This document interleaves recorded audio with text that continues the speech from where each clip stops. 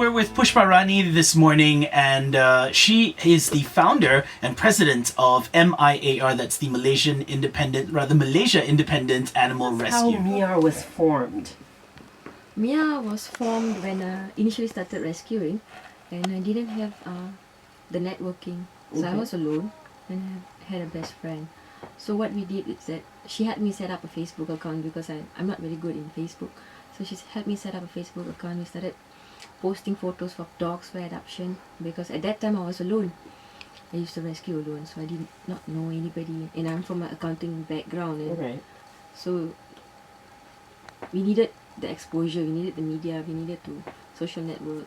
And what we did is that we started posting photos of dogs, abuse, neglect, and we started growing and growing with more likes and more likes. Yeah. What year was this?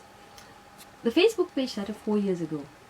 4 years ago, and today I think we touched 41,000 people. Wow. You also have some risks involved when you are rescuing, like bites and scratches and all this other stuff. Have you ever been attacked by a dog that you're trying to rescue? I've been bitten by dogs a couple of times, but it's because they're in fear, they're in pain, they're hungry. So they don't simply bite actually. Okay. How do you deal with that though?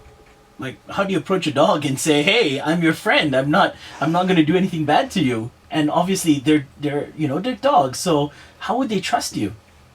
Most dogs, they don't bite unless provoked, because dogs, they can sense actually when you go and rescue. They can sense you came to help. And she's considered to be mother of strays. Yet, when it comes to her own kid, she was pregnant and being chased by a parang-wielded person. That's some pretty sticky stuff there.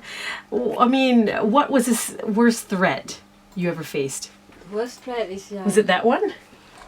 The parang, yeah. The parang chasing thugs. Bad. What actually happened? We actually went and rescued a dog, his dog, and he didn't like it. So he didn't know where I was from, and he actually found out from Facebook I was from Kajang. And he came to the shelter. He was hiding somewhere near the shelter in his car. He came with his friend. So yeah, they chased me. And you obviously managed to get away. I was in my car, so I drove very fast, but he was at the back. And then he got down. I was in the shelter already, so I started horning for my workers to come out. You know, after facing all these threats, why do you still do it? I can't stop because I see every day these things. What kind of help do you need actually, where running the shelter is concerned? At the moment, I want a good place where I can relocate my shelter where it doesn't flood. Because it's been like 4 years and 2 years in this shelter, I've been sleeping on the sofa so that I can wake up whenever it rains. So it's been really tiring for me. I miss my children, but I can't go back home.